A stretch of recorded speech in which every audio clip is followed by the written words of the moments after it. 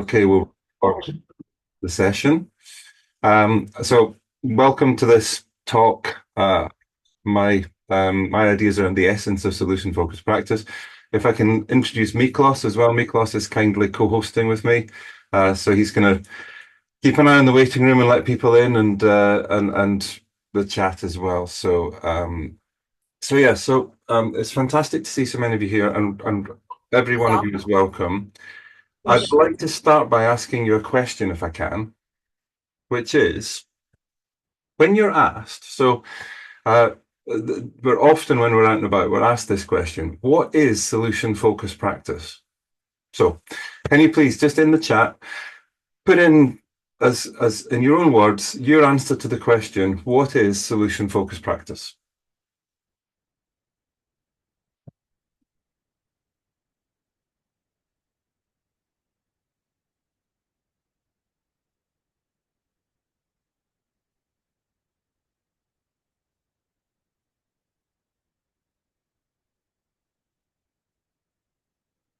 Yep, talk more about solutions, not problems.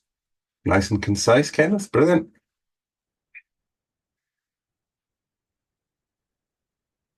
A way of talking where focusing on what works instead of what is stuck. Of course, Zabo, yes, that's Orsi, that's fantastic.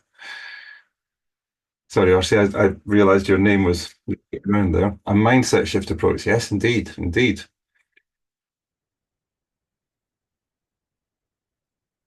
Mm-hmm.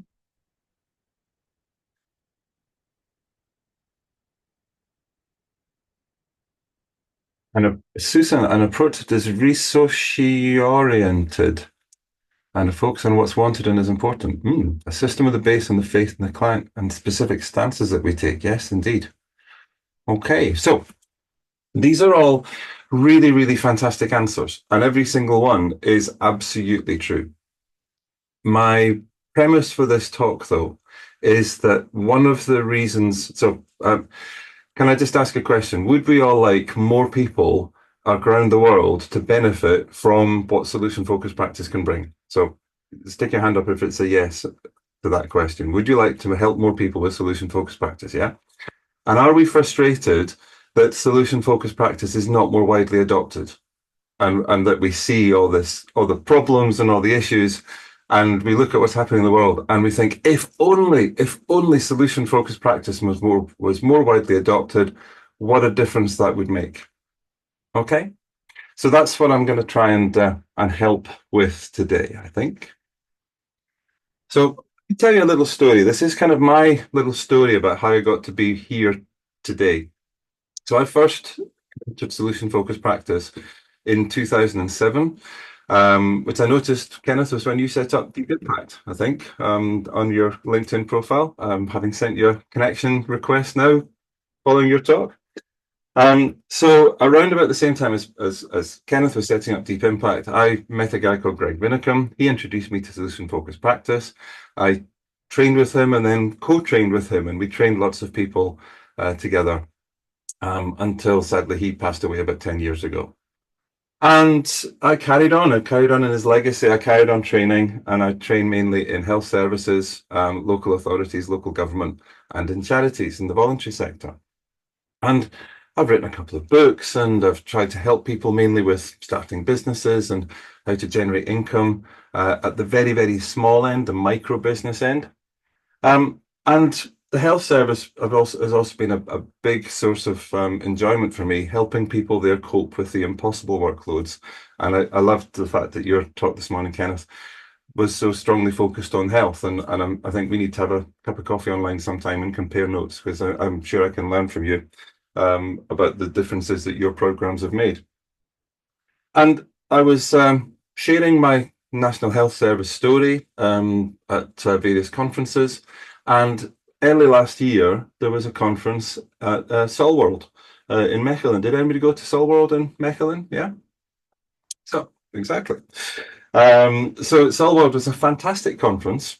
And I was there as a speaker, and I was a speaker on the Saturday morning. So the conference started on the Wednesday night. We all did what we do. We all put our books out on the book table, and everybody's books were selling. Kenneth's books all sold out within 5 minutes. As soon as they were put out there, they were all gone. We got to the Saturday though, and my two piles of books were still there. There's two big piles of books, and all the other books had gone, and there was just this kind of rather embarrassing two big piles of books. That's okay. At that conference, though, when I'd first arrived, a woman called Lisa Lott Patton had come up to me and she said, Andrew, oh, good to meet you. I hope you don't mind. I'm using your red square, green circle model in my trainings. Is that okay? And I'm like, yeah, of course it is. You know, we're a sharing community. But I said, look, at that time I hadn't published anything about it. How do you know about this model? And she said, oh, I heard it on Jason and Dion's podcast. And if you've not heard it, check out the Solutions Focus podcast that Jason and Dion are doing. It's really, really lovely. And they've got some fantastic guests on there. And I was lucky enough to be a guest on that podcast early last year. So, okay, fine. And I thought, this is interesting. And then I was giving my talk on the Saturday morning and I prepared my presentation and I had lots and lots of slides and it was for telling the full story. And I got there nice and early to do this talk. And my computer wouldn't talk to the screen. So no problem. I'm there half an hour early. We'll get this fixed. So the very helpful technical people got another big screen and my computer wouldn't talk to that screen either. So I'm now in a position where I've got 25 people in a room. We're 10 minutes past the appointed start time and I don't have any slides. Okay, so we adapt. Yeah, we're solution focused and it's a wonderful thing. We just say, no problem. We adapt. So fortunately, I had my iPad and I had my laptop, so I could connect my laptop to my iPad. I had my iPad in front of me, and I went through the story of me helping people in the National Health Service here in the UK through training them solution-focused practice coaching skills. And I told the story, and at the point where I wanted to share the red square, green circle model, Lisa Lott was in the room, and so she held the laptop. Somebody at the other end of the room held the iPad, and I flicked through the graphics that I used to illustrate this little model. And that was it. They were the only slides I used. Okay, so I packed down after the workshop, and I come back outstairs. I go back out of the room, back to the main hall, back upstairs, and all my books have gone. All my books have gone. Both piles disappeared in 15 minutes. I was thinking, okay. So the trick obviously is if you are going to do a talk and you take your books, make sure you get an early slot on your agenda, folks. Okay, there's a top tip to all the book the authors in the room. But I thought this was really interesting. This was nice. So I then went to Landonsay, and we had a retreat at Landonsay following on from the Soul World Conference, yeah, which was fantastic, wasn't it, Kenneth? It was just brilliant. And there were about 21, 22 of us there. And if you get the chance, there's a Soul World University in October. There's a Soul World Training Conference as well in Finland. They're both fantastic opportunities to connect with like-minded people.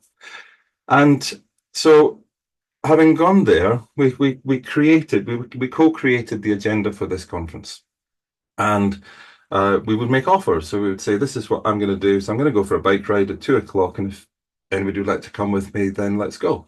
And this was how we created the conference. So on the second day, on the Sunday morning, I'd had a bit of an epiphany. And I thought, my offer to everybody was, I'm going to go out to the back garden and I'm going to write a book.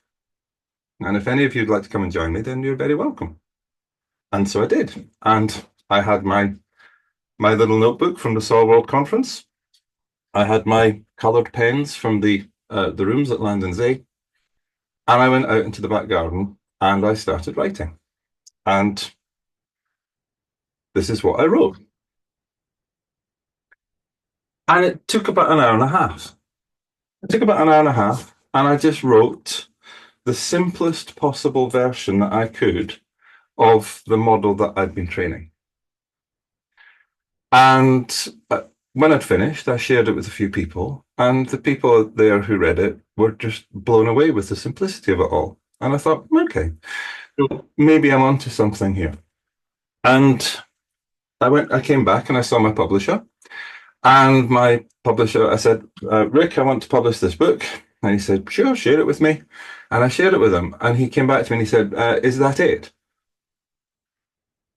Because I don't know about you, but most books are, 25,000 words minimum, 12 chapters minimum. They've got lots of case studies, lots of examples.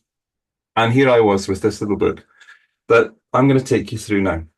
And the answer was yes, I do want to publish this book because I think this book has a place. And I think the place that this book has in our fantastic library of wonderful books is as the answer to the question, what is solution-focused practice?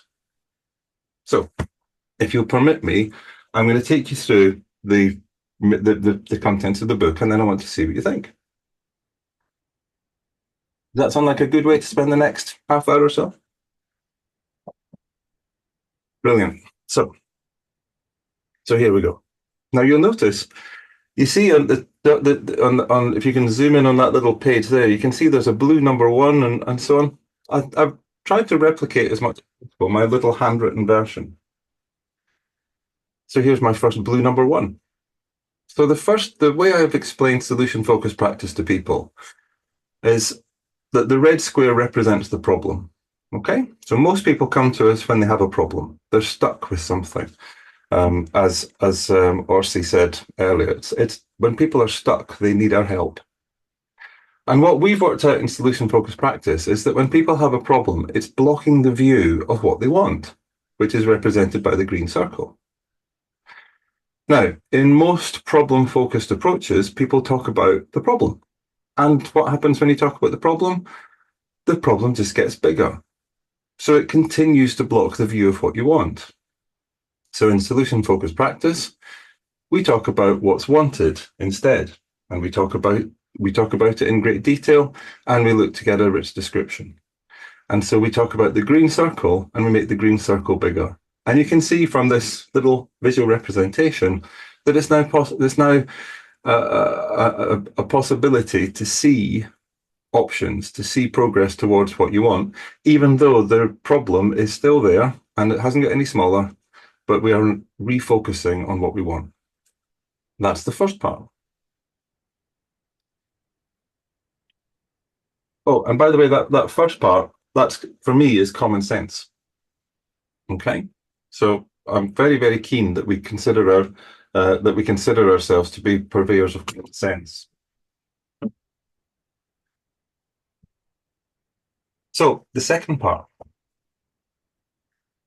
So having helped people to describe what they want, we then look for what's helping them already. We look for the progress they've already made. We look for the resources. We look for the other people who are involved. And by involving other people and other people's perspectives, we're helping people to tap into their social capital. Your social capital is your narrative in your network, and it is a resource. If you're interested, health economists are doing a huge amount of research into social capital and how it can help people to live longer and happier, healthier lives. So we're helping people to work out the social capital that they have and to access it, which is a tremendously powerful thing to be able to do. And it starts with a description of what you want, and then looking to see who else will notice when you get what you want and how they can perhaps help. Okay, the third part. Now, this bit is really fundamental, and I learned this from Chris Iveson from a coaching training course I did with him a few years ago. So credit to Chris for this. The most common question when tackling a problem or helping an organization or helping somebody with a challenge or an issue is, what do you want to do? It's the really, really common question that we all ask. But in the doing of something is where we make the problem bigger. The doing of something often creates more to the problem and makes the red square bigger. We've created new problems. We've spent time and resources tackling these problems, and actually we've done something, and then we found that we didn't get what we want, and now we have another problem, and so we keep on going around and around and around trying to tackle the problem. And what happens if you're in a group, so if you've got a team, for example, or an organization, we've got lots and lots of different people involved, is that people want to do different things. And that creates more problems, because how do you decide which of those suggestions you're actually going to do? And it often falls on the most senior person to make the decision. So all the pressure is on them to make the decision. So what do we do in solution focused practice? Well, we talk about what do you want. So we talk about what you will notice. We help people to develop a description. And only then do we help them to take action. And it's really, really important in our language that we create a description before we take action and work out our next small steps. And then the fourth part. When we do work out what we want, we recognize that getting what we want will take many, many small steps, just like climbing a mountain. So we don't take one almighty leap and suddenly find ourselves at the top of the mountain. We take lots and lots of small steps. And as we're making progress, so we notice the signs that we are getting what we want. And if we were climbing a mountain, we would be checking our map and checking the visible signs and making sure that we were on the right path. Of course, every so often we deviate from the path, don't we? We get lost and we are not quite sure where we are. So we stop and we check again what we want. We re-reference what we want from where we are now, and then we work out our next steps towards it from where we are now. Notice we do not go back to the start. We don't go back to the very beginning of the journey and start again from there, which of course the problem focus would like us to do. And we recognize that making progress takes time, so we use time in our conversations. We travel to the future, and we travel to the future and we describe our perfect future, and we spend a long time describing it as richly as we possibly can. We then come back to the here and now, and we see if some of our perfect future is happening now or has happened in the past. And then and only then we imagine a shot into the future, and we describe what we would notice if we were making progress towards what we want. And then, and only then, do we take our first step. And those are the 4 elements that I wrote in an hour and a half in the back garden in Landonsay.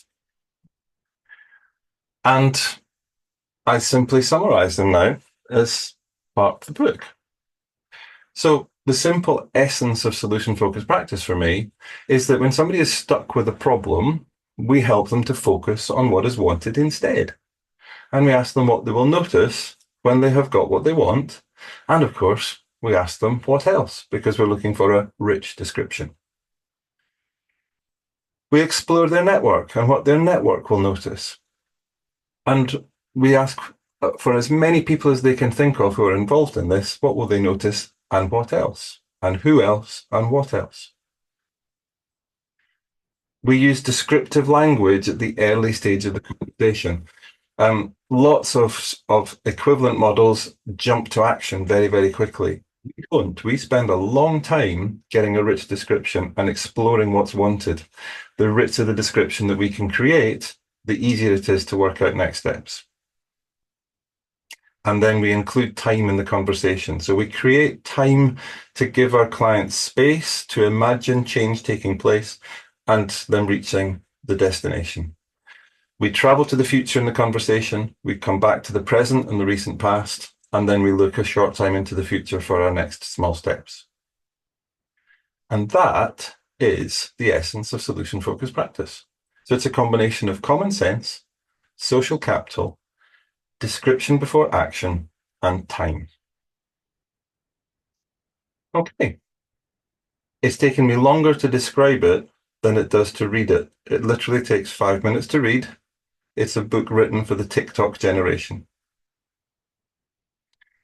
So I have a question to ask all of you, and feel free to pop something in the chat or to unmute and let's have a little discussion about this.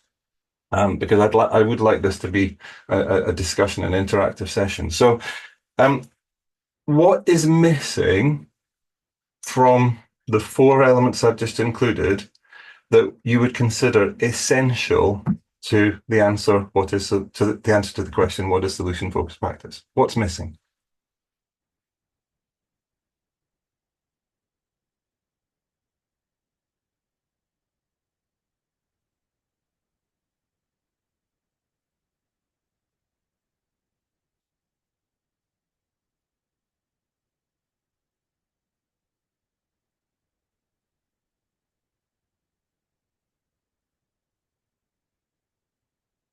A description of what's working, yeah. Um, which would be coming back to the here and now and the recent past. Yeah.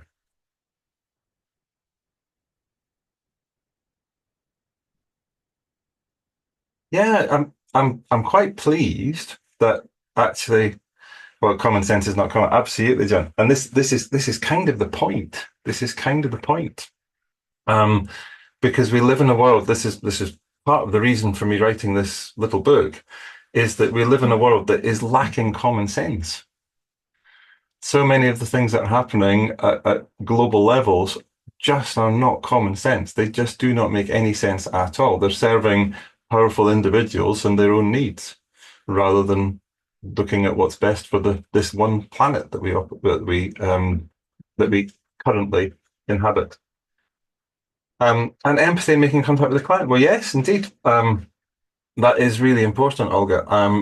It would be part of our our our our process of engaging with the client at the early stages of helping them to work at what they want, I guess. So what I'm hoping I've captured in this book is the four essential elements, hence calling it the essence of solution focused practice. And I've quite deliberately, um, yeah, yeah. I've quite I like that as well. The red square and green circle is helping people with the visual model, Kenneth. So yeah, it's the reason for capturing these four things is because in a world that's craving common sense, I think we offer them more common sense. In a world that's seeing more and more people living in isolation and spending far too much time on their phones and on social media and not enough time actually talking to real people, we're helping them to rediscover and access their social capital. We're helping them to change their language to something which is just fundamentally more useful than taking action and then working out what you want. And then we're also saying things take time. Don't expect miracles to happen overnight and allow things to take time. And then you can see the progress that's being made. Um, and what I've also deliberately done is I've not included any of the tools. So our community is blessed with fantastic books, huge numbers of fantastic books, which include lots and lots of descriptions of solution focused practice, but which also include lots and lots of tools. And that is fabulous. I'm not. I don't think there's any values for me in adding to those tools other than the tools I've already added, which are applications of solution focused practice. But when we're asked the question, what is solution focused practice? As illustrated by the number of different answers that we had, I think we struggle to coalesce around a single answer to that question. And if you think about some of the most successful brands in history, when you buy a can of Coca-Cola, it doesn't matter whether you are in Russia or Singapore, it's the same drink. It's branded the same way, it's the same color of can, it's the same contents inside. And if we can coalesce around a single description of what is solution focused practice, leaving space for all of the different applications and all of the tools and all of the ways we can use it, then I'm hoping to offer that to the community as a way of taking that forward. So then the next question to ask is, well, because have you ever heard somebody say to you, when you answered the question, what is solution focused practice, have you ever heard somebody say to you, oh, well, doesn't that sound just like? Isn't that a bit like motivational interviewing? Or isn't that a bit like, yeah? And how's that different from? And have you ever found those conversations to be productive and useful?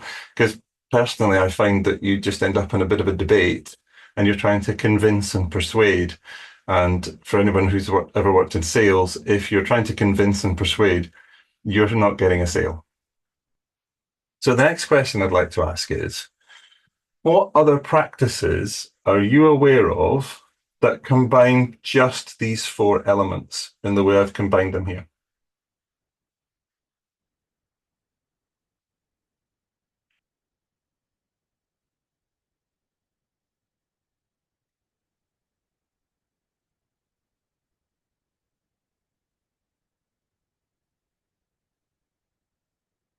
Yeah, it's an interesting one, Susanne. I'd love to have a chat with you about that. Do you want to, if you can you unmute and share your thoughts behind including the word approach? Yes, Andrew, I just, when you speak about tools, I agree. Your book really um, um, give us something we need now in all this practical tool jungle Yeah, that sometimes give us less of the approach and more of the tools. Anyhow, it used to be like that in basic solution focused trainer. As a trainer, I try to stress the approach more than the tools, yeah, at yeah, least in the beginning. Otherwise, it will be yeah, messy. yeah. So I think that your book also adds so much to the approach. Yeah. Thank you, thank you. So it's more like, I don't know, Yeah, yeah. no, I really like that. I really like that. I think it's where I'm trying to help. It's the bit that's been most useful in all the training I've done. And so I train this approach this way, and then I add coaching skills. Uh, Yeah. and you might find in other places you can train this way, but then add therapy skills. You can train Mm. this way and then add organizational skills, culture change skills, team coaching skills. Yeah. But I'm hoping so again. I don't think I'm not an expert in all the other practices. And I've asked this question in a few groups of solution focused people now, and nobody has come up with another practice that contains these four elements and just these four elements combined in the way I've combined them in this book, Mm. which I think also then helps us to answer the question, well, isn't it just like, because for instance, my understanding of motivational interviewing is that it has a lot of similarities, but it also has a more prescribed structure. And you Yes. have to follow the structure. And Kenneth, you spoke about this in your talk this morning. Um, so your deep tool is really lovely and a really nice way of people remembering and the structure of the solution focused conversation. But we've all come across lots of tool led models where you have lots of acronyms and lots of abbreviations. You've got to follow a process and so on. And they work if everybody's following the process. But if you're in a conversation with a colleague that's an instantaneous conversation and needs an instantaneous response, you don't have time to map out all the stages of, a crucial conversations, for instance, type conversation, which they were training in the National Health Service at the same time as I was training solution focused practice, which was another interesting conversation. So I think we have this little book. My best hope for this little book is that it enables us as a community to finally answer the question, what is solution focused practice? And when somebody says, well, isn't that just like so and so, we can say, no, it's solution focused practice. Yeah. Can I say something there, Please, Andrew? please do so. To still keep the people in the room and their attention, because sometimes I train people who are very good at motivational interviewing, and the evidence base for that is also quite the same if you see how effective it is. So if they really push me to give an answer, I find that sometimes it's helpful that I say I see them as cousins, Mhm. because cousins still have the connections, and cousins are very not the same for many people, so that has been helped, not also to make the competition between methods or approaches in the room when Yeah, people ask these questions. And I also stand very strong in that solution focus is a very special way to have conversations. And of course, so it's really good to stand strong in it, and it's really good to support people to find their own connections, and to also feel good about what they already know about methods and stuff like yeah, that. So yeah. it's just how we talk about it. Yeah. Yeah, I thank you for that, Susan. And I do the same. Whenever somebody comes to at one of my trainings and they say, well, isn't this just like so and so? I ask them to tell me about so and so and tell me their experience. And then what I've found is that once people have got their head around the solution focused mindset, they find that it enhances whatever the other tool is that they're using. Yeah, and interestingly, so I've been the training. A lot of the training I was doing was in a community mental health and indeed a secure mental health facility, and I'm training it organizationally, and because that's what I do. But I have clinical people coming to me as the training progresses and saying, "Hey, can this help me with so and so? Can I use this in this application?" And I actually had there was one worker who came into my training, and sadly, she just recently lost a client who'd taken their own life. And so this became a topic of conversation on the training, and we explored it very respectfully. And I was able to call on resources from wonderful people like John Hendon and so on. And then I got a phone call a few days later. I got a phone call from the woman who was the head of suicide prevention for the trust. And she said, I hear you've been training suicide prevention and I didn't know about it. We need to have a conversation. And I thought, uh-oh, I'm in trouble here. So of course, I went and had a conversation with her and told her the story, told her what had happened, took her through what we'd done. And the upshot of that conversation was that she booked me to do a training course for all of the other suicide leads across the trust. So she thought we were doing something that was interfering with her process, and actually she recognised that it was something that could help.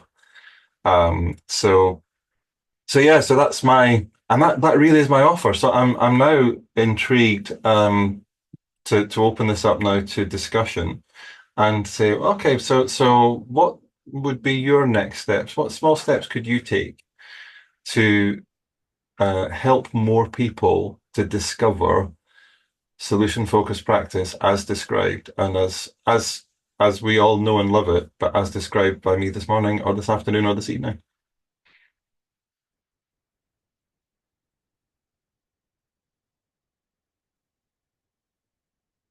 Jonas, yeah, great to see you. Please. Wow. Andrew, you've given us a lot to think about. I think this is a wonderful book that you've written. I was actually talking yesterday with Anne-Marie Wolfe about it, Mhm. and she basically explained the book in like less than 2 minutes. And I think it's just so I immediately bought it and I've recommended it to lots of people already, without having read it because I I've just just lost think you. Can everybody else hear Jonas? can you hear me? I can. Yep, you're back. We just so you Oh, I just disappeared. Anne-Marie Sorry. explained it in 2 minutes, and yeah. Yeah, anyway, so I think it's an amazing service that you've done to the community to be able to create something so simple. Um, what I wanted to say was I've been doing lots of training recently and also lots of training the trainers recently. So really thinking about, so what is the common, what is the basic factor? What is the essence as it is?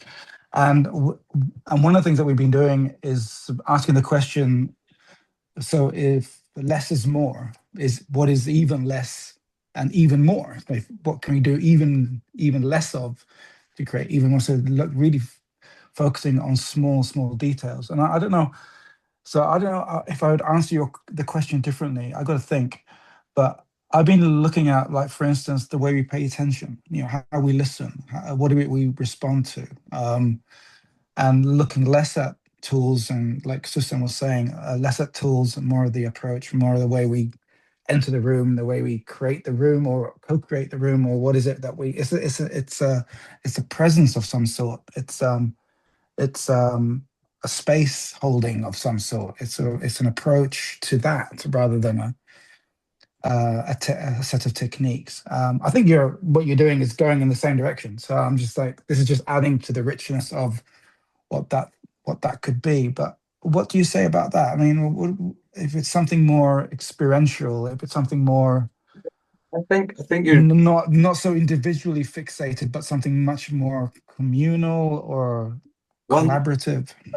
I think what you're saying is absolutely spot on. And I think one of the things that so we as um, embracers of solution focused practice will hold a room will enter the room in a solution-focused way.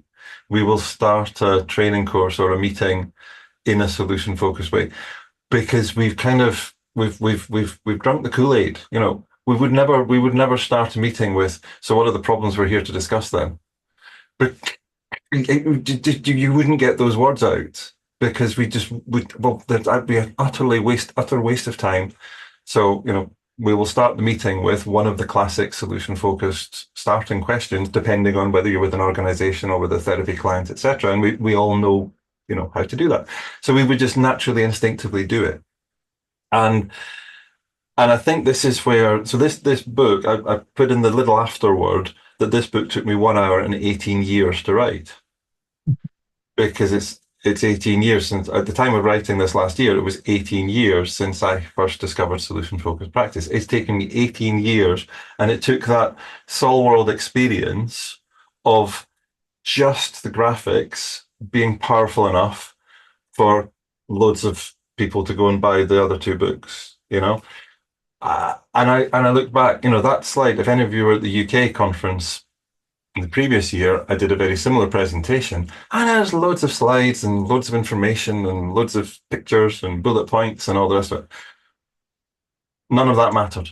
All of that was irrelevant. What mattered was the very essence of the model and how I'd shared that with people, and it resonated. So, and I think that's the thing.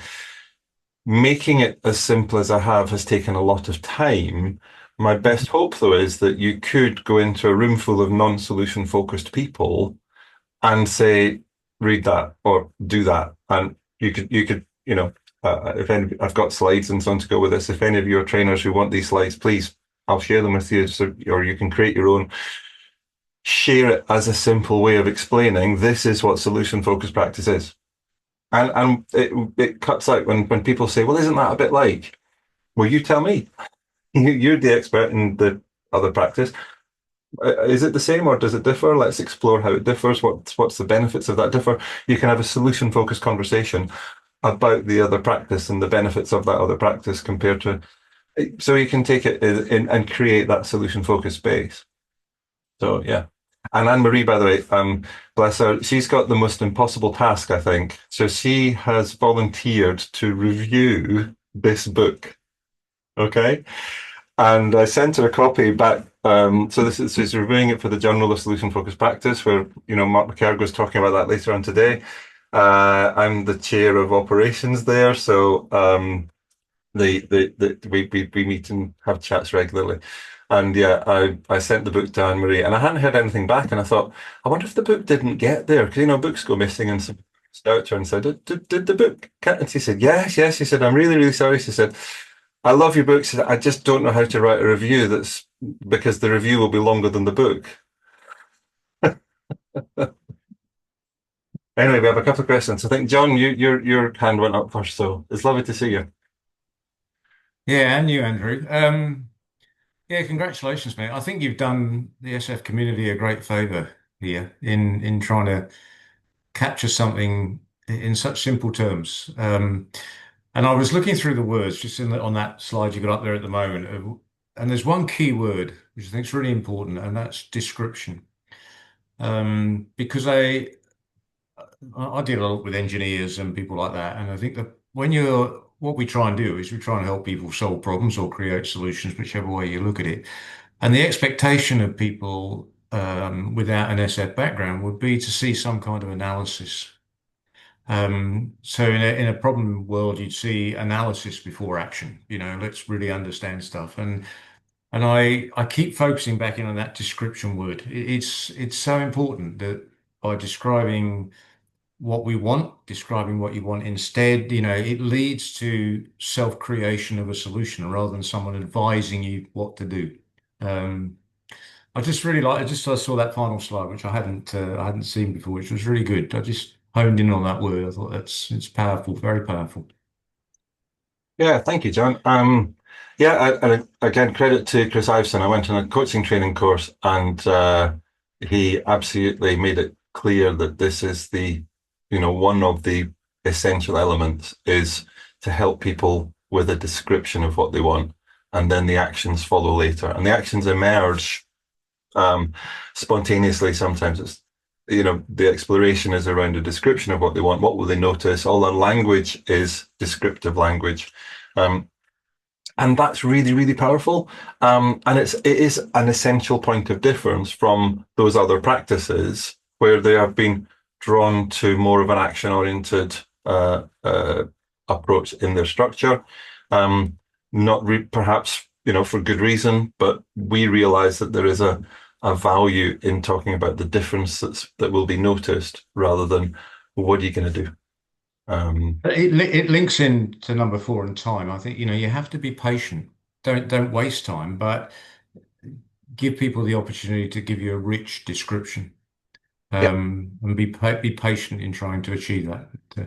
Anyway, someone else has got their hand up, so I'll go quiet now. Thank you very much, John. Audrey, lovely to see you. How about you? What would you like to contribute? Anton Stellemans yesterday in his opening speech quoted Steve DeShazer, who said something like we shouldn't give definitions. So it was a clear intention, as far as I understand, of him not to give a definition. What is solution focused, to make it possible to for the method to constantly change and be socially reconstructed and again. And actually, to the extent, so I really hate this on the one hand, because you have to explain it. I'm into marketing, so I have to put it out there. I have to tell people what is that. And on the other hand, I really love it because no one should tell me what should I do, right? So it's me who can figure it out. And I really love it when I present something, maybe an activity to a training group, and then I say, so if this is solution focus, what is it? And ask them. So isn't that a contradiction, Andrew, that giving a definition for a no definition thingy? And if it is, how do you deal with this? That's a wonderful, wonderful question, Arsie, and a great point. So my answer to that is that what I've tried to capture here are as Susan said, it's the approach, the 4 elements that make up the approach. And there's still, though, lots and lots of space for all of us to add our own applications. And this was the moment of clarity I had at Landon's A. I tried to write this book quite a few times, but I usually wrote 1 chapter and then it was like, well, that's it. What's next? And we've got loads and loads of books that can better explain how to use all the applications, far better than I can. And I don't need to rewrite those books. And so I kept on thinking, well, where am I going with this? What am I doing with this?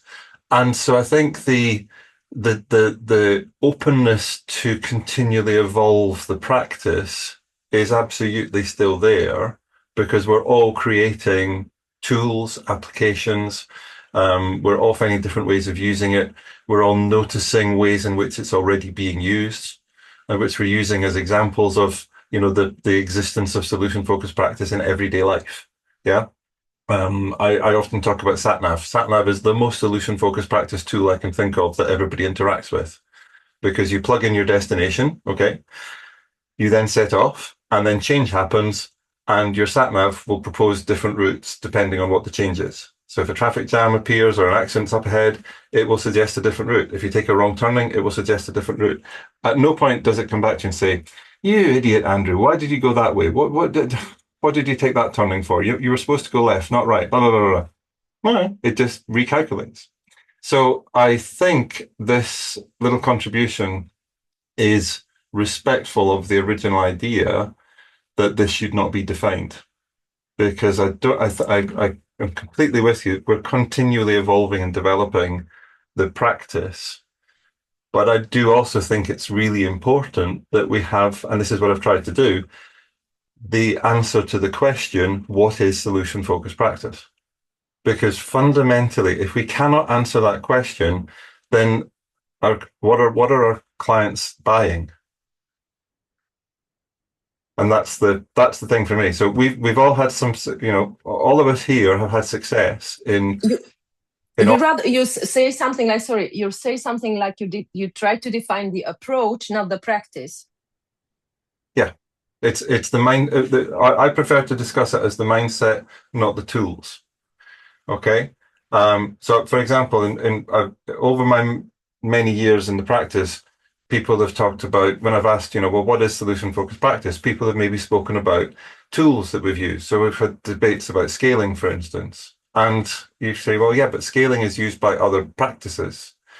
And then what the solution focused practitioner will say is, but they're not using it properly. Okay. So we can go so the Net Promoter Score is one of my favorite examples. Are you familiar with the Net Promoter Score? Anybody familiar with that? Okay. Just really quickly, because we've only got 5 minutes.